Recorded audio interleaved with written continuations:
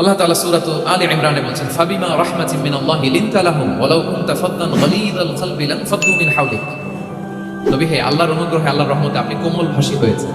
আপনি কোমল ভাষী না হয়ে যদি রূঢ় ভাষী হতেন, তাহলে মানুষজন আপনার কাছ থেকে ভেগে ভেগে পালাতো। কিন্তু আমরা দেখতাম যে সাহাবারা রাসূল সাল্লাল্লাহু আলাইহি ওয়াসাল্লামের কাছে শুধু জড়ো হইতে চেত, দেখা করতে চেত, রাসূলকে ঘিরে রাখতো, এত পছন্দ করতো রাসূল সাল্লাল্লাহু আলাইহি ওয়াসাল্লামের কোমল আচরণের কারণে। ইভেন ফ্যামিলিতে কোনো সমস্যা হলে, অনেক সাহাবারা বলতেন ফ্যামিলির সাথে সমস্যা হলেও তারা রাসূলের কাছে চলে আসতো। এমনকি কারো পেটে ক্ষুধা লাগলেও তারা রাসূলের দরবারে চলে আসতো। তারা বলতো রাসূল সাল্লাল্লাহু আলাইহি ওয়াসাল্লামের চেহারার দিকে তাকালেই আমাদের ক্ষুধা মিটে যেত। কি কোমল ভাষী ছিলেন, কত সুন্দর সফট ল্যাঙ্গুয়েজ রাসূল সাল্লাল্লাহু আলাইহি ওয়াসাল্লাম ইউজ করেছেন। রাসূল সাল্লাল্লাহু আলাইহি ওয়াসাল্লাম কখনো যে কঠোর ভাষায় কথা বলতেন না তা না, মাঝে মাঝে বলতেন, কিন্তু বেশিরভাগ ওনার দাওয়া ছিল সফট অ্যান্ড মাইল্ড। মাঝে মাঝে প্রেক্ষাপটের আলোকে রাসূল সাল্লাল্লাহু আলাইহি ওয়াসাল্লাম অনেক সময় তেজস্বী জ্বালাময়ী ভাষণ দিতেন, মনে হতো ব্যাটালিয়নকে কমান্ড করছেন। এটা মাঝে মাঝে চেহারা লাল হয়ে যেত, গর্ব করতেন যুদ্ধের আগে। কিন্তু রেগুলার বেসিসে রাসূল সাল্লাল্লাহু আলাইহি ওয়াসাল্লাম খুব কোমল ভাষায় কথা বলতেন।